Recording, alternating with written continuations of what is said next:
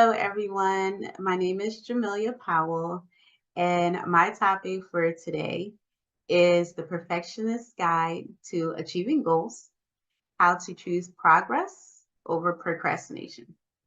Now, most people will say that's a mouthful, and I tend to agree. But guess what? As a perfectionist, you're going to try to make everything work, right? So if you never thought you were a perfectionist, come on this journey with me to determine if one, you are a perfectionist, and two, if you are, how to continue to achieve goals even when you are striving for perfection, right? So I am going to talk a lot about my journey of being a perfectionist and how I've been able to start achieving my goals and just moving forward with things that I've considered. Today is actually one of those days, moving forward with a goal. So I am so excited for this opportunity. I'm glad you are joining me, and I look forward to more to come. So really just realizing that I started this perfectionist journey a very long time ago. In hindsight, I've come to realize I've probably been a perfectionist pretty much all my life. It started in the third grade when I brought that report card home and it did not have all A's. Have any of you been there? Many of you probably have, right? I brought home a B, and when I say how much I cried, I mean, I literally bawled tears because I kind of first realized that, yeah, I wasn't quote unquote perfect. And it really didn't stop there. It just continued all throughout middle school. In high school, many people would say, yeah, you are an achiever. You have achieved so much, throughout the course of your years. And high school was one of those places where I not only graduated top five, but top three of my class. And people would say, you know what? That is amazing. That's such a great accomplishment. And I would be busy rationalizing why I wasn't valedictorian or salutatorian. So understanding that a perfectionist always strives for just that top line bar, that standard of quality and excellence, it really makes it difficult. So I really have now learned how to deal with being a perfectionist and still being able to achieve my goals and, some of my big, hairy, scary dreams like today. So I really want to be able to not only talk about who a perfectionist is, but how that perfectionist can, like me, start to achieve goals even with that title hanging over your head. So I really want to be able to say first, perfectionists, they're overthinkers. If you are a overthinker, there is a good chance you might be a perfectionist. So many people actually start the process of thinking through every possible scenario before they make decisions. When you're overthinking something, you tend to want to have the control to say, hey, what are those things that I need to consider before I make this decision? So sometimes all of that overthinking will quite often lead to indecision. And you don't really want that for yourself because most perfectionists want an outcome, right? So perfectionists always want to achieve results. They want to be outcome based. So they see goals and achieving the goals as the milestone. And if they don't achieve the goals, that is a blow to their ego. So when you are a perfectionist, you have to understand that, yeah, if you're an overthinker who doesn't make a decision, it's going to be very difficult for you to actually achieve those goals and have a really a positive outcome that you're looking for. Perfectionists also are those people who cannot delegate. I am so guilty of not being able to delegate. And it's hard when you work in a team. So I work in a team where I do have to delegate those activities because there are a myriad of things that actually have to get done, and I can't control them all. So I have learned that working in a team has really put me in position to make progress, even amidst all of the perfectionism. So I definitely want to say that if you work in a team, that's probably one of the fastest ways to ensure that you learn how to deal with your perfectionism. Perfectionists, they also are those people who do not like to make mistakes. Hence the reason why they're overthinkers, right? Who don't want to delegate. I am definitely guilty of this. I do not like to make mistakes. I definitely am that person who, if I make a mistake, it feels close to the end of the world. But that's why I really try to understand when people tell me, oh, mistakes are a part of the lesson. And I hear them, but do I really hear them? I'm still in my head thinking that, well, if I would have processed all those other scenarios, then I probably wouldn't have made that mistake. But as a perfectionist, you start to learn, you start to grow, and you realize that sometimes you might make a couple of missteps, but it's a part of the process. I've also come to realize that perfectionists are procrastinators. You are probably procrastinating because, once again, you don't want to make a mistake. You want to be able to plan out every possible scenario before you make decisions.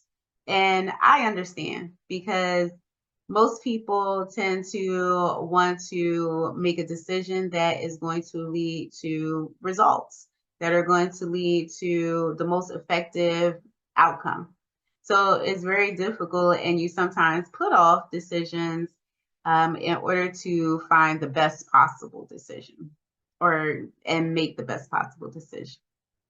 So if you are that person, you understand that there's a good possibility that you might be a perfectionist. Perfectionists, they also love organization and structure.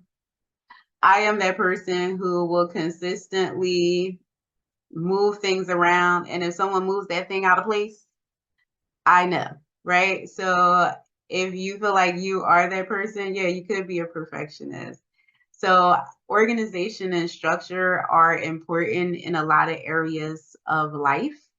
So most people value someone who has organization and structure. But I think what happens is quite often a perfectionist won't move until they have their structure in place. And sometimes a wrench or a monkey wrench in that structure really is off putting to them. So I have found that I have really become that person who can deal with multiple things at once and be able to do them in a way that doesn't disrupt my structure and my organization. I just really find that compartment that I can put it in until I can actually address it. And then when you also deal with perfectionists, they are going to fear failure. So fearing failure is a very difficult place to be in because it's very difficult to make decisions. It's very difficult to be able to work on your goals, be able to take chances and to take risks. And I'm not going to say that this is every single possible person, but many perfectionists tend to deal with a lot of these issues. So fear of failure honestly has been one of the biggest challenges for me. I have really dealt with that probably a good portion of my life, that fear of failure. But I'm sure I'm not alone. I'm sure many of you can really start to think about how you haven't moved on something because you are concerned that you may fail. And once again, I always have those people who say, well, failure is a part of the process. If you don't fail, you don't learn. And for me, that is the hardest thing to accept. But guess what? I am learning. So I am always open to the possibilities of really moving beyond the perfectionism in order to move on some of the things that I think are important, that I see as enriching to me. And I will tell you, there are so many things that happened to me in my journey that really allowed for me to deal with the perfectionism. So I actually had the most devastating thing that probably could happen to a perfectionist happen.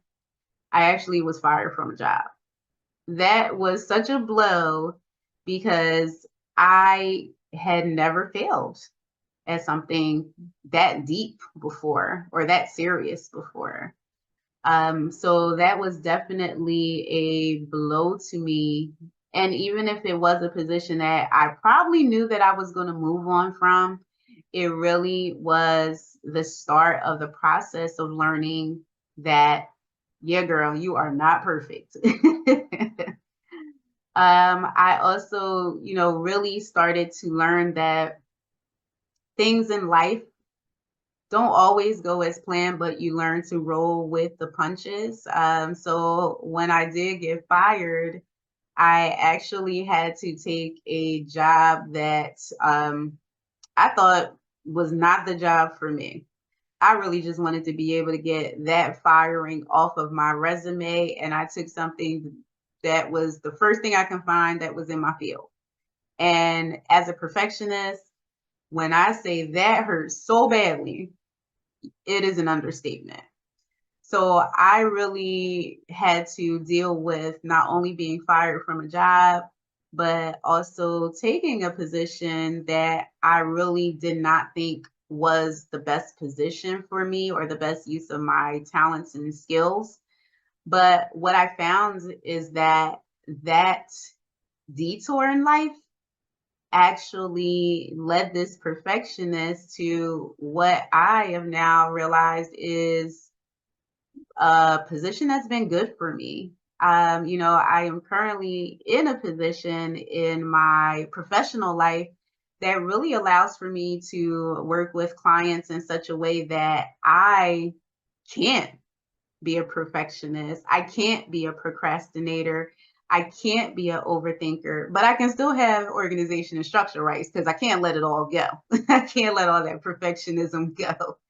But I learned that, the position that I'm in, dealing with people, you can't always have that 100% perfectionist attitude. You really have to be able to make progress with your clients.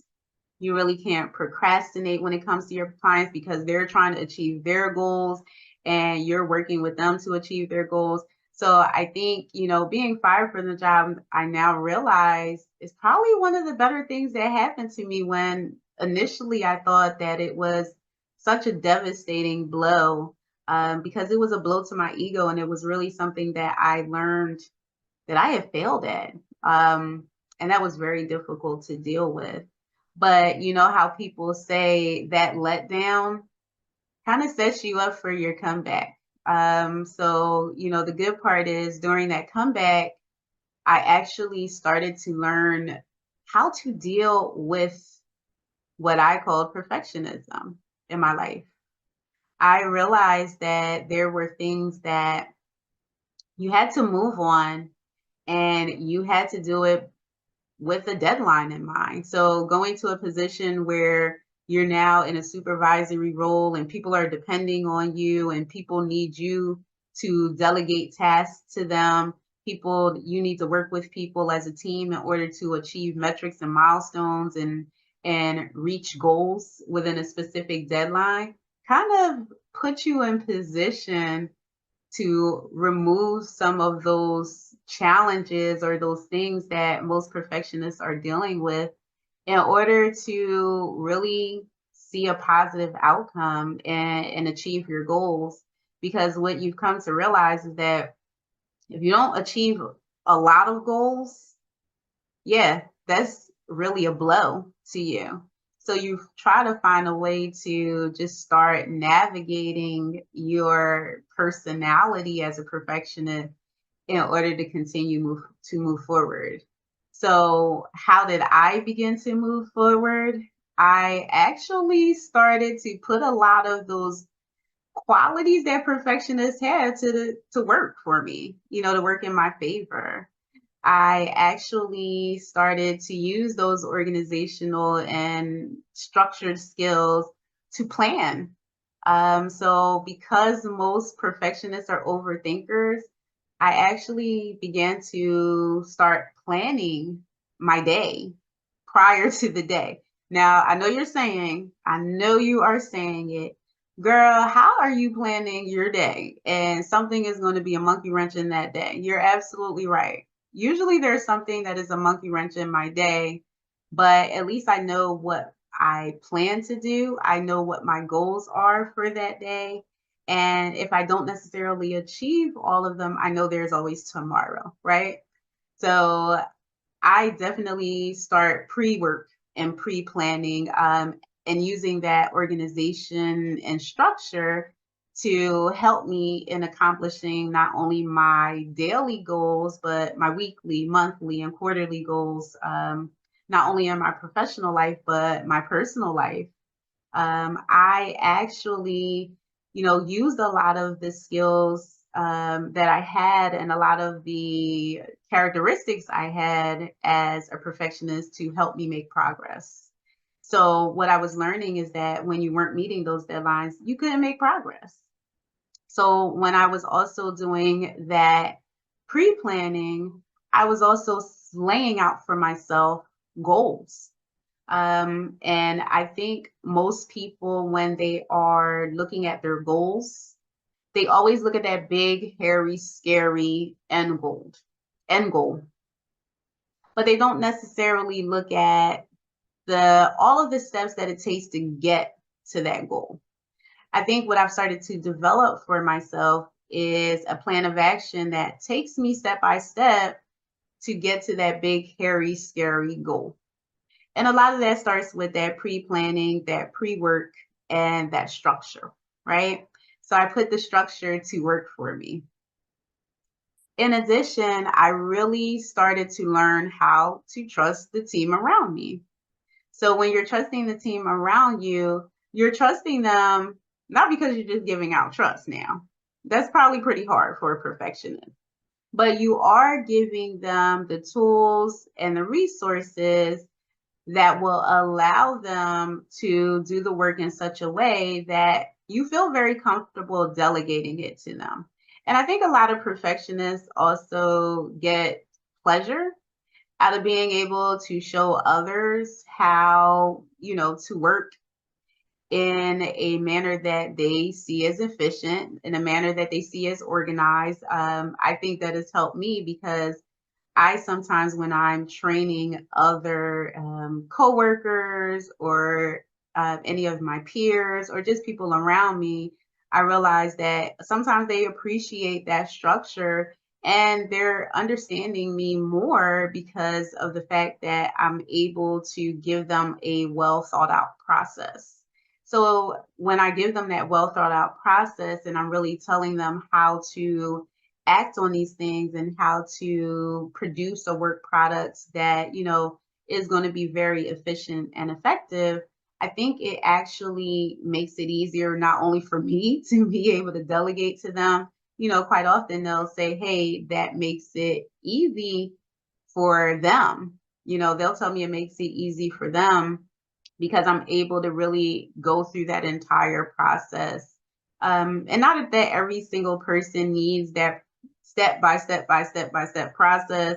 Some people, you can give them 3 concepts and they'll figure out the rest. And some people, you have to give them 30. But really, what I realize is that, the characteristics that I have, that perfectionism, that structure, and really just that thinking and that thought process really does allow me to really deal with people in a way that I am learning more about them in order to be able to give them tools and resources that they need to be able to work with me. And I know that sounds crazy, but it's very difficult to be able to delegate when you don't know if you're going to have the outcome that you are seeking at the end of the day. So a lot of times it's easier to give your team or give the people around you the tools and resources that they need, but that also work with your lifestyle and work with your thought process. So I think it definitely makes it a lot easier to delegate those activities to people. But I think the biggest thing that most perfectionists are going to deal with is really just believing that their decision is sound, that you've thought through as much as you could possibly think through, and you made the best possible decision with all of the information that you have. And this is something that I probably tell people all the time. I'm going to make the best possible decision with all of the information I have because that's all I have, right? But what I do seek to do is get as much information as possible so I can make a sound decision. So I think for most people who are dealing with perfectionism, who are dealing with, trying to achieve goals with that mentality, it really is just, I will always say, a pre-plan. And I've actually developed for myself a action plan that takes into consideration the fact that perfectionists like to pre-plan. They like to have organization and structure.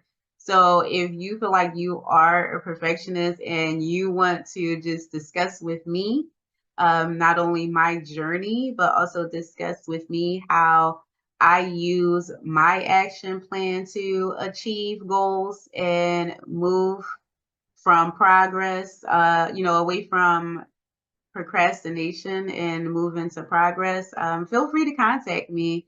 I appreciate each of you for joining me, and I definitely wish you well.